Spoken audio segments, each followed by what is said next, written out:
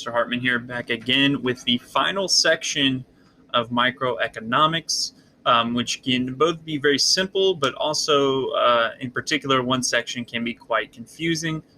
So hopefully I'll be able to kind of clear that up. But today we're talking about institutions, organizations, and government, right? So what we see, as we've kind of seen throughout microeconomics here, is that markets help create socially desirable outcomes, even though we have self-interested individuals, right, kind of making up those markets, right? However, sometimes that's not always the case, right? There are inefficiencies. There are inefficient markets, right, like monopolies and oligopolies, right? And then on top of that, we talked about our market failures. The externalities and the lack of property rights being the two major ones we've referred to there. So what happens when these two things occur? How can we change them? Well, when these two things occur, a lot of times what we're going to see is collective decision-making mechanisms, as they call it in the resource, right? Collective decision-making mechanisms, which is going to get shortened here in a second, can kind of step in and solve these issues, or at least make these issues less impactful, right? Right, so they can intervene into these situations, right? And so one of the things that I think is important in this next paragraph to kind of make sure we understand is that one of the major differences in standard of living, which if you don't know what standard of living is yet, just wait for the macro videos. So differences in standard of living internationally tends to be marked to the differences in institutions, right? Within those countries, right? So if maybe you have ineffective institutions, maybe your standard of living is lower, right? And so let's go and get into that definition, that term right there, institutions. So institutions are pretty crucial, not just to an economy, but to a given society, right? They are the formal and informal rules that structure human interaction.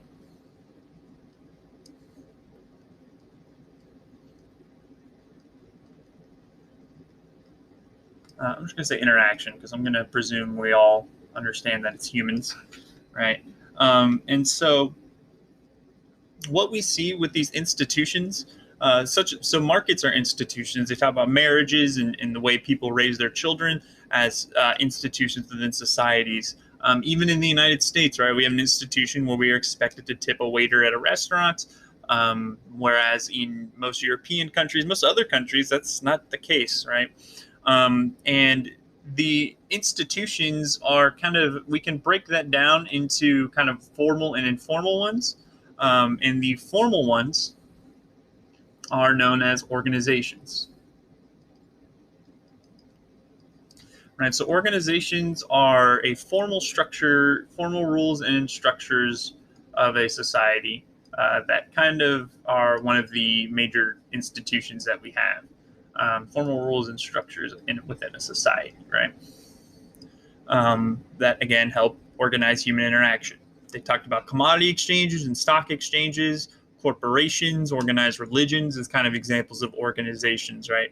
And one of the key components that an organization needs in order to operate properly is voluntary cooperation. Okay, so voluntary cooperation is needed by of the general public, right? Of people who we have discussed at hand are self-interested. Everybody is self-interested, right? And so so you need voluntary cooperation of people. And so we see that in a lot of different places, in a lot of different markets, right? But an example that they talk about, right, the idea to not cooperate is cartels and oligopolies, right? Cartels are the kind of anti-example, the counter example. Let's write counter. That's actually a real word. Cartels are kind of the counter example of the failure of organizations, right?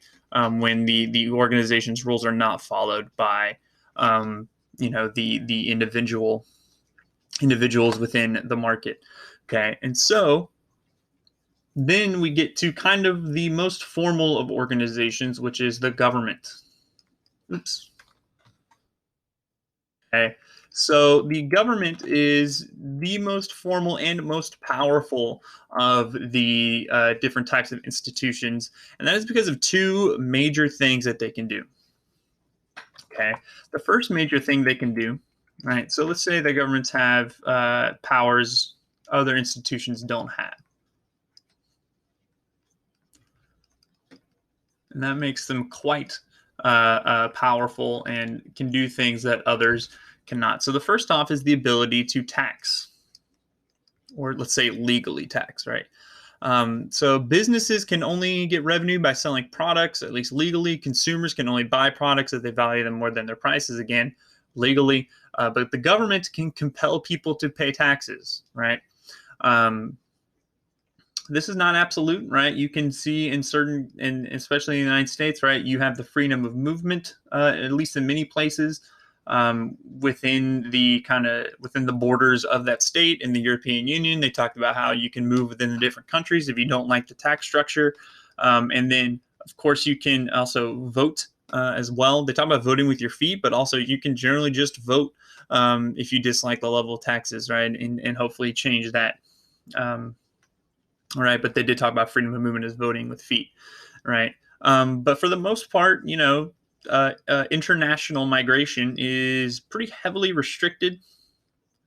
Um, um, International migration is pretty restricted by most countries, right? You can't just simply pick up and move to a new country, right? There has to be, usually have to sort of have some sort of work visa or maybe some sort of family situation that allows you to migrate. Okay, so taxes, we know all about. We don't need to focus too much on that. The second one that goes hand in hand with taxes is the legal monopoly on force. Okay, so the government can compel people to do things, right? So they talked about the three powers, the three things it's used for, right? Typically, restrain criminals, compel military service. Right now, we live in a country where military service is not required, but there are certain countries like South Korea where it is, and then to protect national security. Okay, so the legal monopoly on force can also it also compels people to pay taxes, right? Specifically, it compels people to do things that are not in their best interests. That are not in their best interests, right? Um, that are not in this interest. And one of those things is taxes. Okay, so a self-interested individual would not want to pay taxes. That is the bottom line on taxes, right? If you're looking at an individual, right, then it is not necessarily in their best interest to pay taxes because maybe they don't get the benefits, all the benefits that their taxes give them, right? So as a cost-benefit analysis, it's simply not, it's simply not in their best interest. Um, Okay. And so on top of this, right, not only does this help force people to pay taxes, but also helps enforce property rights, right? If one self-interested individual wanted to just take somebody else's property, right, and there was no government to prevent them from doing so, that would be happening much more than it is now, right? They can also do things like they could also kind of enforce voluntary cooperations, right? Or at least protect them. They talked about with contracts, right? So contracts are a voluntary agreement between two individuals or more, right? And if somebody decides to violate that contract, right, they can be sued and taken to the courts, which of course is a government institution, right? And so governments are very powerful, but of course, you have the potential of inefficiency and corruption, which can create more inefficiency. Okay. But what we're going to talk about here is Well, we're going to talk about kind of one of the other things that we need to recognize about elected officials, government officials, right? They are also self-interested actors, right? And so because of this, they have the ability to kind of steer things into ways that are maybe not beneficial for society at large, but are beneficial for them or for their community. All right. And there are three key things we want to talk about here. And the very first one is pork barrel politics. And we're just going to call it the pork barrel. Okay. So pork barrel politics, I think, is pretty easy to understand, right? So this is when a government project, a government project, right? Maybe something that the government's investing into. It is guided to a particular community. So elected officials will guide government money to their community. Okay, and so let's talk about let's provide an example here. Right, I'm going to provide it up here. So let's say there is a new factory being made to produce airplanes, right, or jet fighters for the government, right? And so the government is figuring out where to put this, right? And it is going to cost $500 million. Okay. $500 million for the economy, or for the government, which means, of course, that is being paid for via taxes. Okay. Well, let's say that one congressman really wants this factory in his or her community, right? And let's say that factory only makes $400 million in revenue, right? Now, that $500 million in taxes is spread throughout the country, right? Spread throughout every taxpayer, while this $400 million in revenue is centered in one district, right? In one congressional district. And so if this congressman is able to get this project in his own community, right, that's going to be very beneficial for his community, right? And so it is massive profits, massive revenue for his community at the expense of, a higher cost than the revenue, but that cost is so spread out.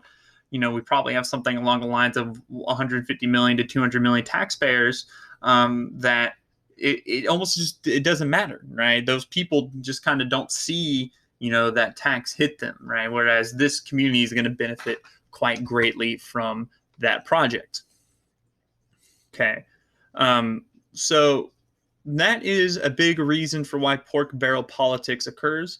But of course, with voting, right, you have to get some sort of consensus to approve this project here, right? So the question becomes then, why would other elected officials, right, why would other legislators, let's call them, approve a pork barrel project?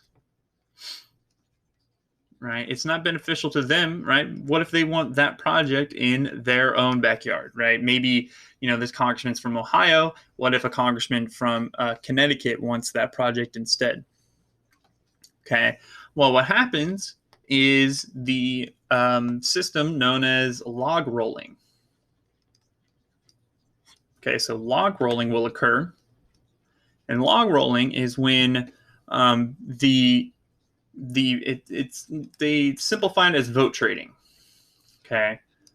So basically what happens is it is a kind of informal situation where, the congressmen get together and say, I'll vote for your project if you vote for mine.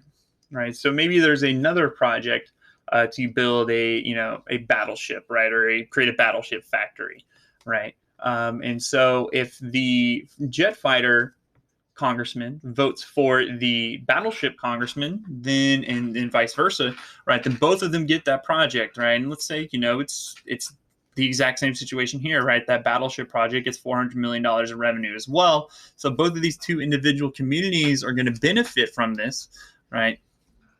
But the issue is this creates a lot of wasteful government spending because it is likely that these are not the most efficient places to put these projects. Right, there's probably better places to put these, whether if it's cheaper land, whether it's lower wages they can pay the workers, right? Stuff like that. Okay.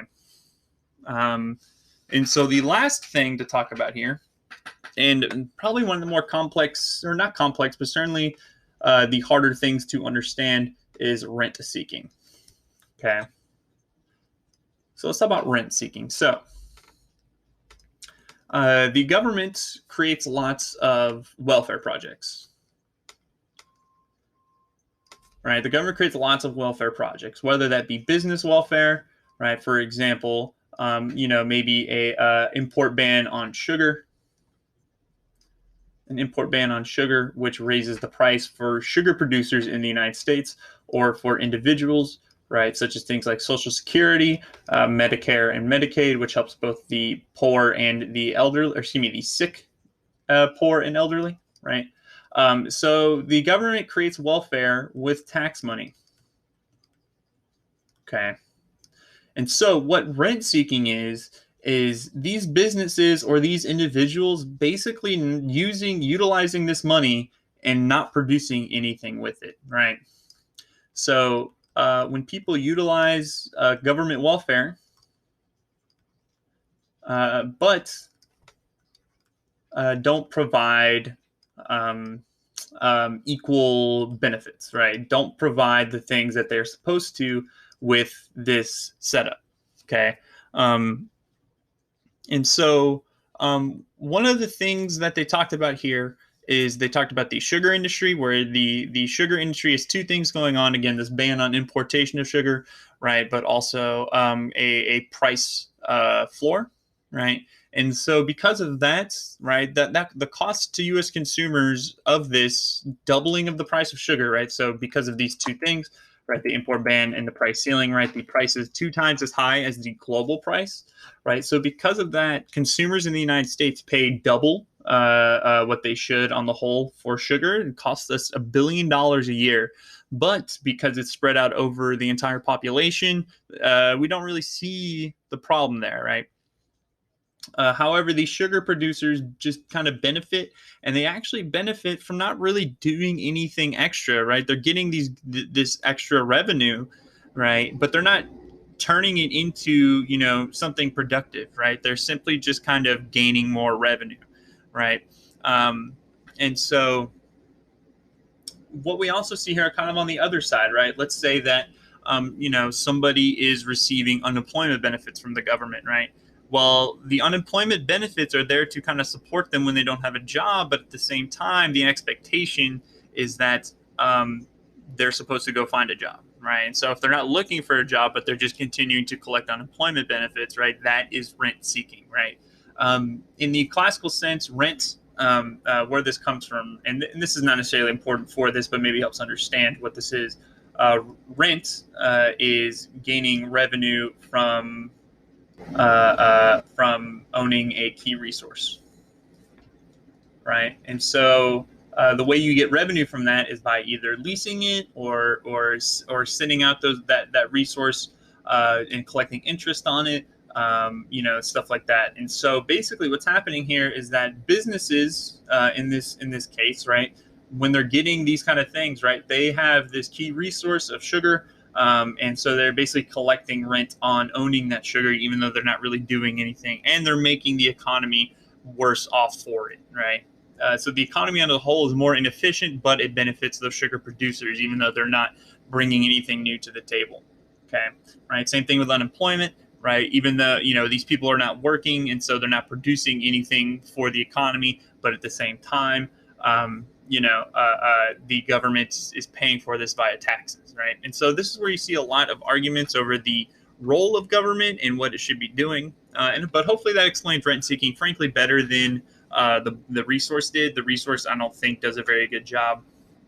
So, but this is kind of the main definition, I would say, of rent seeking. Let me see if I can find a better one real quick. I don't think I can, though. I think that's not bad, right? So yes, it is when an entity seeks to gain wealth without the reciprocal contribution of productivity, right? According to Investopedia, which again I think is a good resource here at this particular case, right? So, um, to kind of wrap up this section, right, the role of government, again, is super key, and it really determines a lot of people's political beliefs, right? And so a government's not necessary to create a market economy. However, what we see is that a government, even though it creates inefficiencies within the economy through taxes, right, through rent seeking, through pork barreling and log rolling, on the whole, creates a much more different economy, and frankly, probably a better economy for the whole of the population than without it, right? If we saw an economy without government regulations, right, we would likely have a situation where a lot of people would kind of be left out of the economy entirely, right? So they also help correct these market failures and these inefficiencies, as we talked about earlier. So they do help with this, right, but at the cost of some efficiency, right? And that cost of efficiency continues to grow when we have things like pork barreling and log rolling and rent-seeking behavior. Okay, and that's going to do it for microeconomics. There will be macroeconomics videos coming quite soon from my co-coach, Ms. Halfin, and then we will start working on art fundamentals as well as we gear up here to start getting the full resources in about a month and a half from now, so about 6 weeks. But that's going to do it, guys, for microeconomics. Thank you guys for watching, and I will see you.